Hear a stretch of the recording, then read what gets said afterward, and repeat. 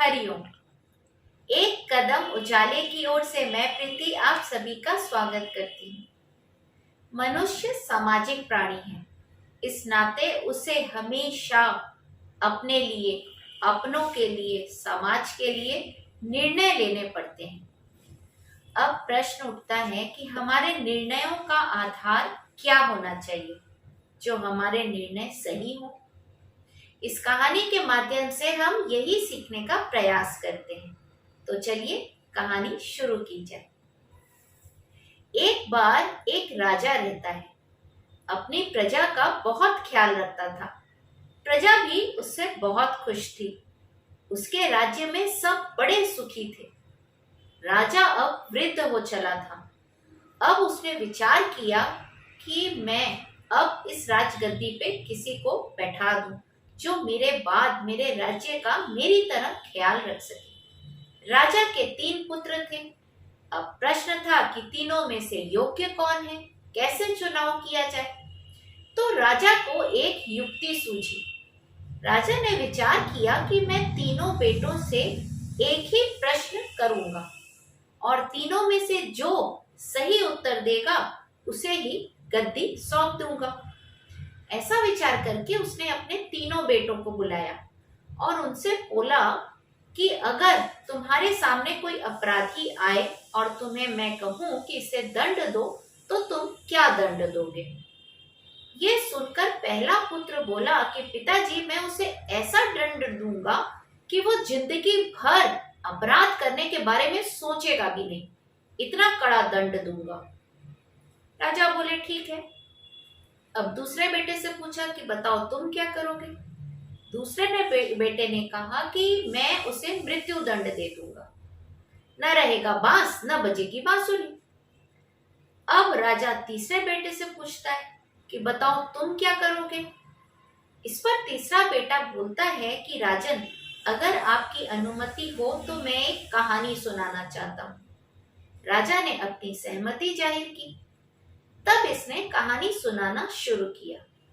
उसने कहा कि एक बार एक राजा था जिसके पास एक तोता था और वो राजा अपने तोते से बड़ा प्यार करता था। वो तोता भी राजा को बहुत मानता था। एक बार तोते ने राजा के सामने अपनी इच्छा जाहिर की कि मैं अपनी माँ से मिलने जाना चाहता हूँ। राजा बोला ठीक है, तुम जा सकते हो, लेकिन तुम जल्दी वापस आ जाना, तुम्हारे बिना मेरा मन नहीं लगेगा। तोता बोला ठीक है और तोता दूर जंगल में जहां उसकी माँ रहती थी वो वहां चला गया। कुछ दिन माँ के संग रहा, माँ की सेवा करी। माँ भी बड़ी खुश हुई। अब इसके लौट आने का वक्त आ गया। तोते ने माँ से इजाजत ली और अपने नगर को लौटने लगा। रास्ता बहुत लंबा था। इसी रास्ते के बीच में एक आम का पेड़ पड़ता था जिसके बारे में बड़ा मशहूर था कि इसका फल खाने से वो आदमी अमर हो जाता है। तोते ने भी ये बात सुन रखी थी। तोते ने जैसे ही वो पेड़ देखा उसे राजा का ख्याल आया। उसने सोचा क्यों ना मैं एक आम अपने राजा के लिए ले चलूं, तो वो भी अमर हो जाएंगे। ऐसा विचार करके उसने एक फल ले लिया और अपनी चोंच में दबाए उड़ के जाने लगा।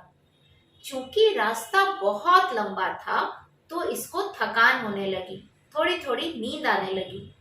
तो तोते ने एक पेड़ पे विश्राम करना ही उचित समझा।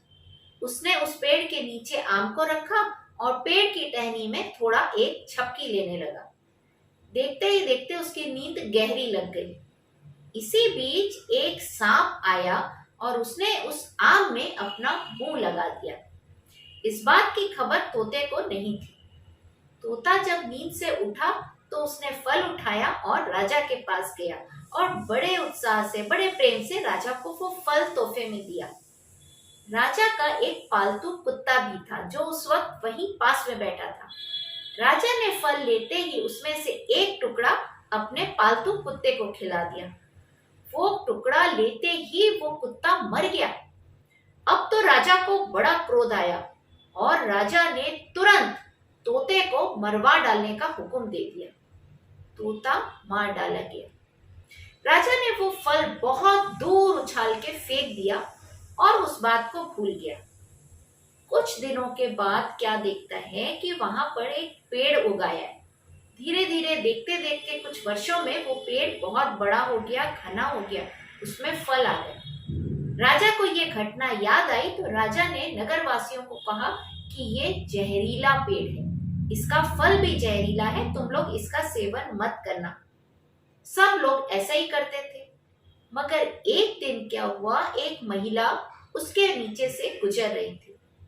थकी हुई थी, भूख भी बड़ी जोर की लगी थी और उसे इस बात का पता भी नहीं था कि ये पेड़ जहरीला है। उसने उस पेड़ का एक आम तोड़ा और उसे खा लिया। खा के वो अपने घर की ओर चली गई। कुछ दिनों में देखा लोगों ने कि उसकी उम्र कम होने लगी। सब लोगों को बड़ा आश्चर्य हुआ। देखते ही देखते ये बात एक मुंह से दूसरे मुंह होते होते सारे नगर में फैल गई और राजा के पास भी पहुंची कि उसने इस पेड़ का एक फल खाया और ये रोज रोज दिनों दिन जवान होती जा रही है। ऐसा सोचकर राजा बड़ा पछताया। राजा ने सोचा कि मैंने सत्य जानने की कोशिश क्यों नहीं की। मैंने क्यों नहीं तोते से पूछा कि वो मेरे लिए फल क्यों लाया था, इसका क्या राज था। मैंने तोते को कुछ बोलने का मौका क्यों नहीं दिया। मगर अब कुछ नहीं किया जा सकता था। इतनी कहानी सुनाकर राजा का तीसरा बेटा बोला कि पिताजी, मैं यही करूंगा कि मैं अपराधी को पहले बोलने का मौका दूंगा, सत्य की पूरी तरह से जांच पड़ताल करूंगा, पूरे तथ्य को जानूंगा। मैं ऐसे ही कोई निर्णय नहीं लूंगा कि कोई अगर मुझे कहे कि ये अपराधी है, मैं कतई नहीं मानूंगा। अपना निरीक्षण पूरा होने के बाद अगर मुझे वो अपराधी लगेगा तब मैं तय करूंगा कि इसे किस प्रकार की सजा दूं। राजा इसके निर्णय से बड़े खुश हुए और उन्होंने अपने तीसरे बेटे को अपनी राजगद्दी दे दी। तो इसी तरह हमें भी जीवन में निर्णय लेने पड़ते हैं, अपने लिए, परिवार के लिए। चाहे हम व्यवसाय में होते हैं तो व्यवसाय में, नौकरी में हो उस दौरान, देश में, समाज में, हर जगह हर समय हमें निर्णय लेने होते हैं। तो हमें ये विचार करना है कि हम निर्णय जल्दबाजी में न लें, क्योंकि जल्दबाजी में लिए गए निर्णयों में विचार बिल्कुल नहीं होता। हम जज्बाती होकर निर्णय लेते हैं और वो निर्णय गलत हो जाता है और हमें पछताना पड़ता है। तो हमें पछताना न पड़े, इसके लिए बहुत जरूरी है कि हम सिचुएशंस को अच्छी तरह से समझें, हालात को अच्छी तरह से पहले परखें, उसके बाद निर्णय लें। बहुत विचार करें, जरूरत पड़े तो समय लें, जितना समय हो, मगर सही निर्णय लें। कभी जज्बाती होकर बिना सोचे विचारे कोई निर्णय न लें। सही निर्णय से आपको कभी पछताना नहीं पड़ेगा। फिर एक नई कहानी के साथ आपके सामने हाजिर होंगी। आज लेती हूँ विदा। हरि ओम।